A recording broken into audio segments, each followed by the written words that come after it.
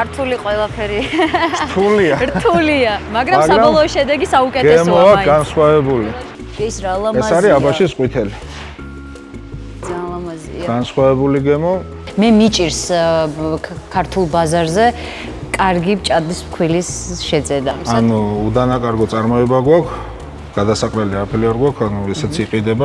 შარშან კაი მოსავლიანობა იყო და დაახლოებით 4 ტონა 3.5 გამოგვივიდა გექტარზე საშუალო მოსავალი. დაახლოებით 3 წელი დაგვჭირდა იმისთვის, რომ მივხვდარიყავით თუ საბოლოო პროდუქტს არ მიიღებს სოფლის მეურნეობაში. არა, ფერიც არ გამოვა. არაფერიც არ გამოდის. აი რაც განასხვავებს ქართულ სიმინდს ჰიბრიდისგან. აბა. ფართე კეკალია. გული აქვს განსხვავებული. თან განსაკუთრებით იცით რა მიყვარს, რომ ჰობით დაწყებული საქმეა. ძალიან გაგვიჭირდა ქსელებში შეტანა, ყველას ფასი უნდა და დაბალი, ხარისხი ნაკლებად აინტერესებდათ. ლონდონიდან მივიღეთ შეკვეთა, 1 ტონა გადის თვის ბოლოს ლონდონში. წევს სიმინდი ქარების შედეგად და რჩება ძალიან ბევრი ტარო ქვევით მიწაზე. ამ ეტაპზე ჩვენს პროდუქციას ფასი უფრო ნაკლები აქვს ვიდრე ხარისხი. ხონდა ეგეთ შემთხვევები ძალით უტოვებდით რომ გაესინჯათ. და მეორე დროს გვერეკავდნენ მოდით ვფიტანეთ.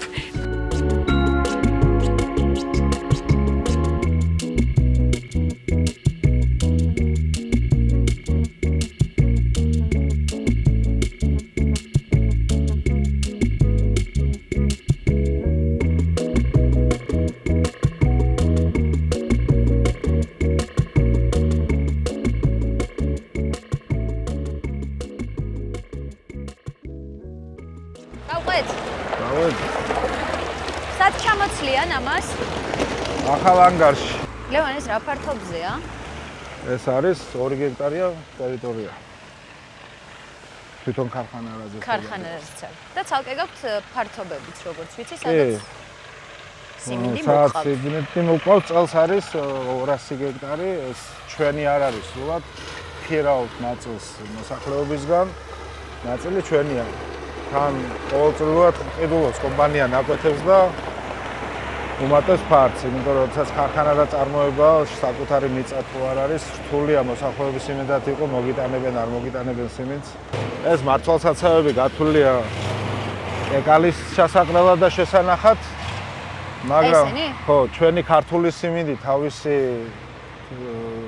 განსხვავებული იმითია ჰიბრიდისგან, რომ კეკალს ვერ იღებს კომბაინი.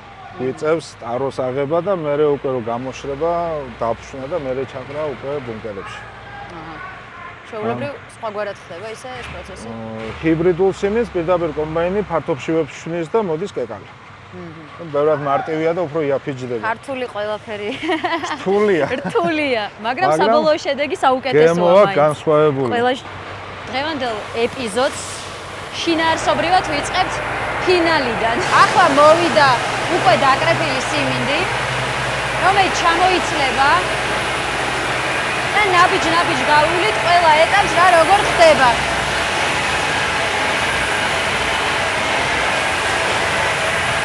ჩამოიყრება მე. დღევანდელი დაკრეფილი. რამდენი იქნება დაახლოებით? 6 ტონა და თვითონ მანქანას. 6 ტონა?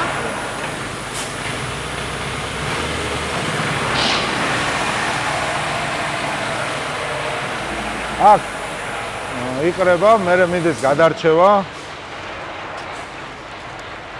ვახ! ცხელ-ცხელი ახალ დაკრეფილი. საკმაოდ ისეთი. აი რაც განასხვავებს ქართულ სიმინდს ჰიბრიდისგან. აბა. ფართე კეკალია. გული აქვს განსხვავებული. შავი წერტილები აქვს და რა ვიცი, ვიზუალურად ხები არის ქართული თუ არის ჰიბრიდული. ფერიც, ეს თეთრი ფერი ჰიბრიდულს აქვს აი ესეთი შეფერილობა, რაღაც მარგალიტის ფერია. არა, თეთრი არის ჰიბრიდული, ხიო თეთრი არის. ჩვენი უფრო ოქროსფერში გადადის ოდნავ. აქ რო ხდება გადარჩევა, მე მიგვაქვს მეორე საწყობში და ხდება ჩაყრა, რომ გაშრეს. აერმა გაუაროს, განახეთ, იქაც როგორ არის მოწყობილი. როდესაც ჩამოვა 16%-ზე ტენიანობა, მე ვიწყებთ დაფშვნას და უკვე შეუძლია მიიღოს ქარხანამ რომ გადაამუშავოს. კი ბატონო, ქარხანაში მინდა უფრო კონკრეტულად გავიაროთ ყველა ეტაპი, იმიტომ რომ ძალიან კარგი დანადგარები გაქვთ, ქარხანაც ახალია, რაღაც პირველი გამოწვევებიც მინდა მიმოვიხილოთ ასე თუ ისე, მაგრამ სანამ ამ ყველაფერს დავიწყებთ, მანამდე მოგვიყევით თქვენ როგორ დაიწყეთ ეს საქმე, როგორ მოხდით აქ სოფლის მეურნეობაში. მე ვიცი რომ ძალიან დიდი გამოცდილებაც არ გქონიათ თავიდან. არა, არ მქონია, ეს იყო ჰობი იყო ჩვეულებრივი, რახან მქონდა მიწა ბაბუის ნაკონი და ასე ვთქვათ, წინაპრების ასახლარი იყო და მქონდა ფართობი. უბრალოდ გადავწყვიტე მოგვიყვანა სიმინდი სახლისთვის. მერე შევყვევით ამ გართობას, მოუმატეთ ფართობების რაოდენობა, მაგრამ დაახლოებით 3 წელი დაგვჭირდა იმისთვის, რომ მივხვდარიყავით თუ საბოლოო პროდუქტს არ მიიღებ სოფლის მეურნეობაში. არა, ფერიც არ გამოვა. არაფერიც არ გამოდის, დიახ და შარშან გადავწყვიტეთ უკვე ქარხანა აგვეშენებია. გვეწარმოებია ქართული პროდუქტი, ქართულ მიწაზე მოყვანილი და აქ დამუშავებული. და აი ბატონო შედეგი. კი, შედეგი დავდევით, თელმა გუნდმა იმუშავა მაგაზე. ძალიან მარტივია მოიყვანო და აგეთო ხარისხიანი, ძნელი არის გაყიდო. ძალიან გაგვიჭირდა ქსელებში შეტანა, ყველას ფასი უნდა და დაბალი, ხარისხი ნაკლებად აინტერესებდათ. მაგრამ ავიც ალბათ რომ დააგემოვნეს ჩვენი პროდუქცია, დღესდღეობით უკვე ძალიან ბევრ ქსელში ვართ შესულები. გაუწევს. თვის ბოლოს ველოდებით, სიახლე რაც გვაქვს, რომ ლონდონიდან მივიღეთ შეკვეთა, 1 ტონა გადის თვის ბოლოს ლონდონში. რა ცირვადებში მოახერხეთ ყველაფერი? ეგ ქალბატონის სალომეს დამსახურება, ჩვენი გაყიდვები, ძალიან აქტიურადაა ჩართული და სული და გული აქვს ჩადებული ამ საქმეში. ძალიან მაგარია, ყოჩახ სალომეს. ესე იგი ექსპორტის მოახერხეთ ამ მცირე დროში. კი, ძალიან გამიკვირდა მეც, აი არ ველოდი, მართლაც საოცარი იყო და ნახოთ რა შედეგები იქნება მომავალში. მოკლედ ეს ამბავი ხდება რამდენი წლის განმავლობაში, ლევან? ბიზნესის ფორმა ამას მიეცა შარშან, რო გადავწყვიტე და დავიწყეთ შენებობა. თებერვალში გამოვუშვით პირველი პროდუქცია წელს. დაახლოებით 6 თვე დაგვჭირდა, რომ დაგვერწმუნებია ქართული მოხმარებელი, რომ ხარისხიანია და გემო განსხვავებული აქვს და უკვე დღეს ყველა ქსელში ვართ თითქმის შესულები საქართველოს ბაზარზე. ერთი წელია რაც ბაზარზე არიან და უკვე როგორი მსუყესივი აქვს. ძალიან მაგარია, ძალიან მომწონს და თან განსაკუთრებით იცით რა მიყვარს, რომ ჰობით დაწყებული საქმეა და ამდენად წარმატებული დღეს უკვე. ერთი მთავარი ის გვაქვს პრინციპი, რომ იქ სადაც ჩვენი სახელია და კომპანია უხარისხო არ უნდა იყოს არაფერი. უნდა იყოს ხარისხიანი, გემრიელი და რა თავია ჯანმრთელობისთვის არ უნდა იყოს მავნებელი. ჩვენ არა გვაქვს ისეთი წარმოება, რომ თელ საქართველოს მოვედოთ და მთელი საქართველოს მოსახლეობას ეყოს, მაგრამ ყავს ჩვენი მომხმარებელი, ვინც აფასებს ხარისხს და გემოს. კი ბატონო, და ასე გართობაში როგორც თავიდან თქვი, შევყევითო რა იცი შეიძლება მალე მთელი საქართველოს დაფაროთ. აქ ვინახავთ ჩვენ სიმინდს, გადარჩევის შემდეგ ხდება ამ ხის. ადრე იყო სასიმინდე და ჩვენი მასშტაბების სასიმინდე არ გამოდის და ის რა ლამაზია. ეს არის აბაშის ყვითელი. ძალიან ლამაზია. განსხვავებული გემო. გემო განსხვავებულია, ხო? βέβαια უფრო ტკბილი სიმინდია. ყვითელი და მზადდება მარტო ქვილი, ჭადის ქვილი. ანუ ჰიპერმარკეტებშია ძირითადად, როგორც მეუბნებით, შეუძლიათ ჰიპერმარკეტებში შეძენა მომხმარებლებს. კონკურენციას რამდენად უწევს თეთრ ქვილს? და საერთოდ მომხმარებელს რომელი უფრო მოწონს? ან თქვენ რომელი მოგწონთ მითხარით? მე ყვითელი უფრო მოწონს. ყვითელი უფრო კარგია. განსხვავებული გემო აქვს და სუნი არომატი სხვა აქვს. უფრო ინტენსიურია, ხო, თეთრთან შედარებით? კი. მაგრამ ნუ ხალხს ზოგადად თეთრი მიაჩნია, რომ ყვითელია, ხო. არ იყენებდნენ ძირითადად ამას საკვებისთვის ჩვენი წინაპრები. მოსავლიანობა თანაბრად ყვითელს უფრო მეტი აქვს. ვა. ყვითელს უფრო მეტი აქვს. და მოვლის პირობები განსხვავებულია თუ? არა, თანაბრადნაირია. უბრალოდ დაახლოებით 2 კვირით უფრო ნაკლები აქვს ვეგეტაციის პერიოდი, უფრო ადრე შემოდის ყვითელი.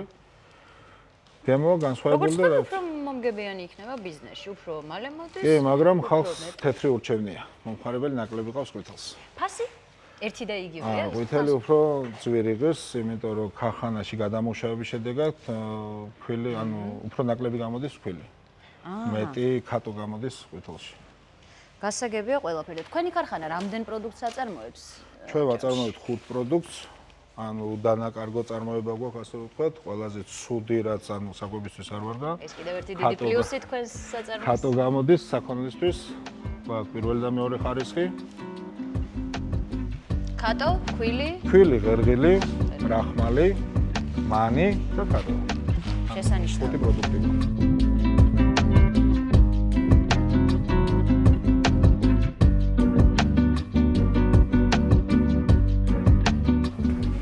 შუადღით გაჩერებულა თქვენი საწარმო?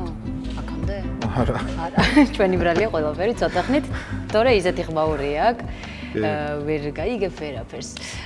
მომწონს თქვენი საწარმო ძალიან, დანადგარებს ეტყობა, რომ ახალია, თანამედროვეა და მნიშვნელოვან საქმეს აკეთებს თქვენს ბიზნესში და გემართებებთ შრომას. კი ბატონო, საიდან არის ეს დანადგარები? ჩინეთიდან არის ჩამოტანილი. და რა რას შვება, რას აკეთებს, რომელ პროდუქციას, რომელი ემსახურება? პირველი აქედან შემოდის ქარხანაში სიმინდი, ეს დანადგარი ასუფთავებს სიმინდის მარცვალს. მარცვალზე მსხვილი და მარცვალზე წვრილი მინარევებისაგან. მტვერი, უცხო სხეულები, ასე შემდეგ, რკინას იჭერს მაგნიტი. მერე განმოდის პირველ დანადგარში, სადაც ხდება კეკალის გატეხვა და შავი გულანას მოშორება, რომელიც გადადის ქატოში პირდაპირ და მერე იწყება უკვე დამუშავება. ფრაქციების მიხედვით ღებულობთ საბოლოო წვრილ ქვილს იმ ზომას, რაც ჩვენ გჭირდება. წარმატება დღეში 8 ტონა აქვს. თუ სრული დატვირთით იმუშავებს, თავარი მახასიათებელი რაც არის, ჰაერის საშუალებით ხდება ქვილისგან ქატოს განცალკევება.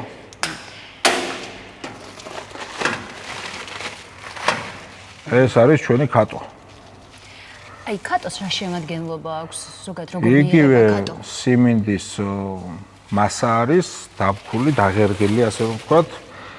ის რაც დანადგარმა ჩათვალა, რომ სიმინდის წონაზე მჩატია, ჰაერმა წამოიღო და ჩაყარა ქატოში. ფაქტობრივად ერთი მასაა, უბრალოდ განცალკევებული? კი, უბრალოდ შავი წერტილები, გარე ჩენჩო, რაც მოყვება მარცვალს, რომელსაც სიმკვრივე ნაკლები აქვს, ჰაერს გადმოაქვს ქატოში. რის ხარჯზეც ვღებულობთ იდეალურად თეთრ ფქვილს და ამიტომაც მაყურებელს, მომხმარებელს ხშირად უყვეს რატოა ქართული ფქვილი ასე თეთრი. საინტერესოდ სუფთად და უჩვეულოდ გამოიყურება, რასაც ზოგადად ხვდებით ხოლმე დახლებზე სამწუხაროდ, მე მიჭირს ქართულ ბაზარზე კარგი ჭადის ფქვილის შეძენა. არ ვიცი რა. და მიხვდებით რომ ეს პრობლემაა. აუცილებლად. პირველი ვიზუალია და უკვე იგრძნობა რომ რაღაც საინტერესო, კარგად გაფილტრული, არ ვიცი როგორ ქვია ამას. თქვენ რომ მოიყვანოთ თქვენი მოსავალი თქვენ სეზონში და ჩვეულებრივ წისქვილში დავქვათ, გემო მაინც განსხვავებული ექნება ჩვენსას, იმიტომ რომ თქვენსაში არ იქნება ქატო გამოყოფილი ცალკე. ანუ ჩვენს ფქვილს არ აქვს ქატოს გემო. ბოლომდე არის ამოცლილი მასში ქატო. ქატოს გემო არაკომფორტულ ტექსტურას ქმნის მხოლოდ თუ ნამდვილად გემოვნურ თვისებაზეც ახდენს? გემოზეც ახდენს მნიშვნელობას. განსხვავებულია. ამას ახლა გემოს ვერ გადავწევ ჩვენ მაყურებელს და უნდა დააგემოვნონ და მიხვდებიან. კი ბატონო, ესე იგი, როცა არ გამოგდის მჭადი ისეთი გემრიელი, როგორსაც ბებიები გვიკეთებდნენ, შეიძლება ეს ნიშნავდეს, რომ ცოტა ქატოს ბრალი, ეს არის დამუშავების ბრალი. დამუშავების ბრალი, კი. და ეს დანადგარები, როგორც ხვდები, შესანიშნავად ართმევენ თავს ამ კუთხით. ხდება იდეალურად. ჩემთვის საზიანოდ ძალიან ბევრი ქატო გამოდის და ბევრ ფულს აყოლებს იქით, მაგრამ პროდუქტი, რასაც ქვილი ქვია, გამოდის ხარისხიანი. ეს დანადგარები გათვლილი არის ჩინეთში ჰიბრიდულ სიმინდზე. ჩვენი სიმინდი როცა ხდება შიგნით და ვამუშავებთ ქართულ სიმინდს, იმიტომაც ქატო გვაქვს ასე ბევრი. თუმცა ესე ცალკეული პროდუქტია, რომელიც ბიზნესის ნაწილია, ხო? კი, ანუ უდანაკარგო წარმოება გვაქვს, გადასაყრელი არაფერი არ გვაქვს, ანუ ესეც იყიდება საქონლის საკვებია. ლევან, წარმატება 6 ტონა მითხარით. 8 ტონა გვაქვს. 8 ტონა მითხარით დღის განმავლობაში. ანუ 8 ტონას სუფთა ფქვილს იძახით უკვე ხო მიღებულ პროდუქციას. და რამდენი ტონა გადამუშავდება რომ ეს მასა მივიღოთ? ორჯერ 16 ტონა გადამუშავდება. ანუ ნახევარი არის დანაკარგი, თუმცა როგორც გითხარით, ამ საწარმოში დანაკარგები არ არის. ყველა პროდუქტი უდანაკარგოდ მოკლედ გამოიყენება. შესანიშნავი. მაინტერესებს წელს როგორი წარმატება გაქვთ, მაგრამ წლევანდელი წელი პირველია ფაქტობრივად. ხო. მე ცოტა მიყვარს ამ მასშტაბის და უკვე ესეთი საინტერესო მიღწევების მქონე. დიდი მარაგები ქონდა შარშანდელი ჩვენი მოსავლის.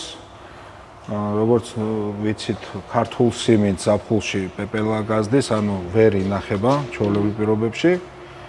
მოსახლეობაში ზოგადად ირლევა სიმინდი, აგვისტოსთვის უკვე აღარავის არ აქვს თითქმის და ვინაიდან მქონდა ეს რესურსები, ყველა ქსელს მოთხოვნა ქონდა უწყვეტი მიწოდების.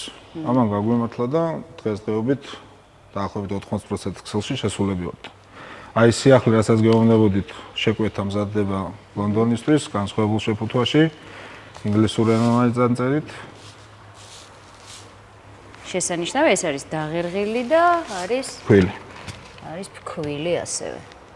ძალიან კარგი. ესე იგი, ინგლისშიც გაიცნობენ აბაშის შესანიშნავ ფქვილს და დააგემოვნებენ ქართულ მჭადებს, გემრიელს. ძალიან მიხარია ეს ამბავი. კარგი, ახლა ჩვენ წინ გველოდება თქვენი სიმინდის ბაღები. რომელიც უნდა ნახოთ. როგორი მოსავალია.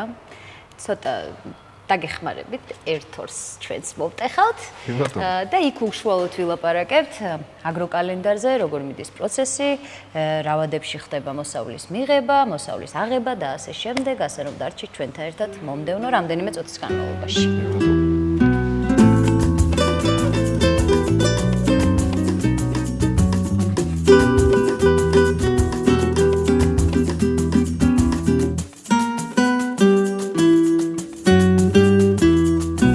ლევან, როგორც არაერთხელ აღვნიშნეთ, თქვენს წარმოებაში ყველა ეტაპი პროდუქციის დათესვიდან მიღებამდე ყველაფერი ხდება თქვენთან, თქვენს ხელშია და არ ხართ არავისზე დამოკიდებული, ხო? საკუთარ თავს პატრონობთ მოკლედ ბოლომდე.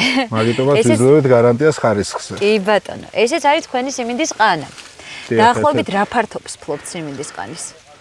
წლიური ფართობი არის 200 გექტარი. რაც არის დამუშავებული და ველოდებით მოსავალს. ამ მონაკვეთზე არის 40 გექტრიანი ფართობი. გვაქვს სამტრედიაში ფართობი, ხობის რაიონში ფართობი. სამწუხაროდ ასე ერთიანი ფართობი არ აქვს, დეფიციტი გვაქვს მიწის.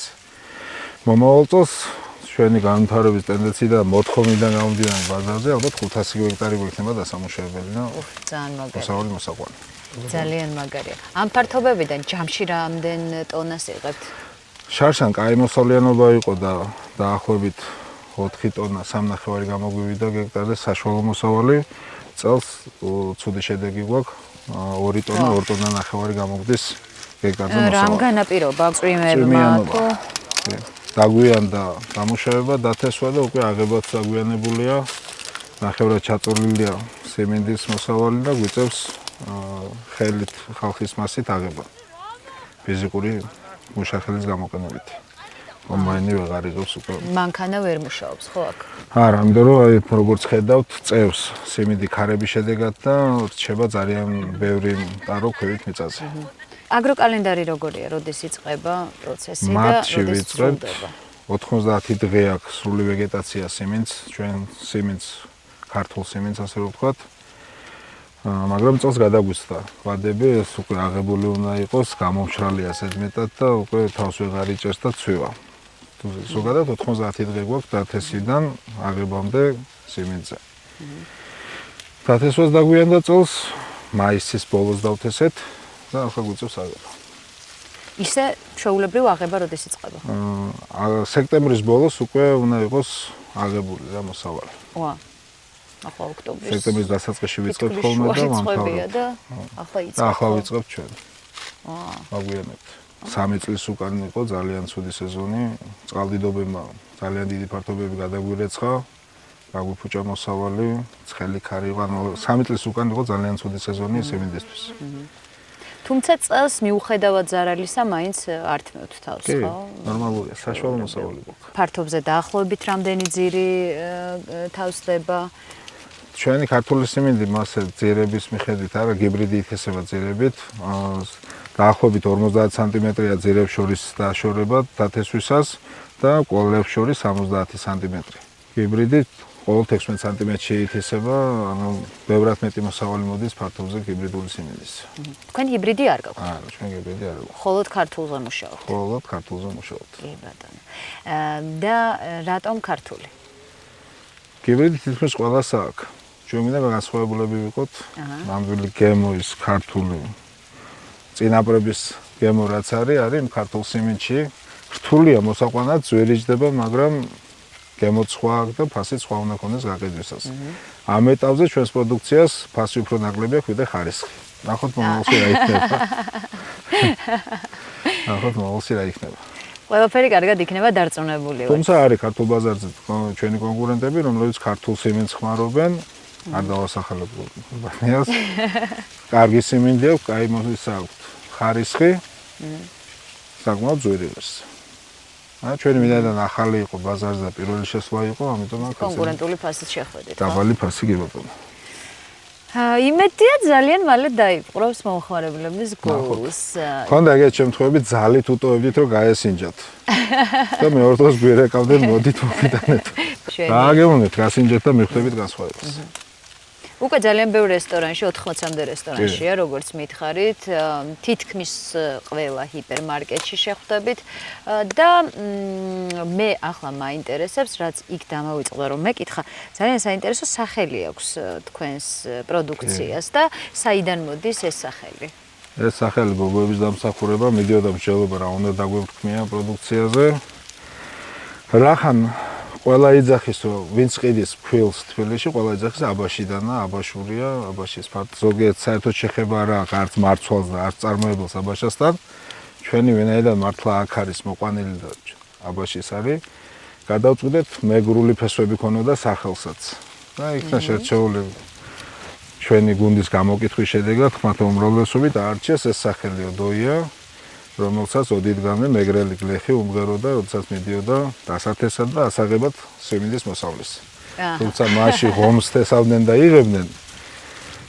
სხვა ის იყო კულტურა, მაგრამ ეს შემორჩა დავახით ოდოია. და შესანიშნავად ამართლებს მგონი. მე მგონი ასე სიმღერით და მხიარულად მადლობა ოდოიას უკვე მოსავლის. დიდ ბიზნესამდე კი. ეს დააკელი სიმღერაა ხოლმე. სავარაუდოდ.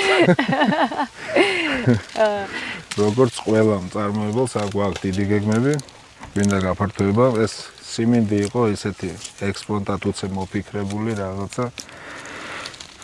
გვინდოდა რომ ხარისხიანი მჭადი ეჭამა საქართველოს მოქალაქეებზე, იმიტომ გავაკეთეთ, მაგრამ ძირითადი მიმართულება ჩვენი არის ტყემალი. აქტიურად ვაშენებთ ტყემლის ბაღებს.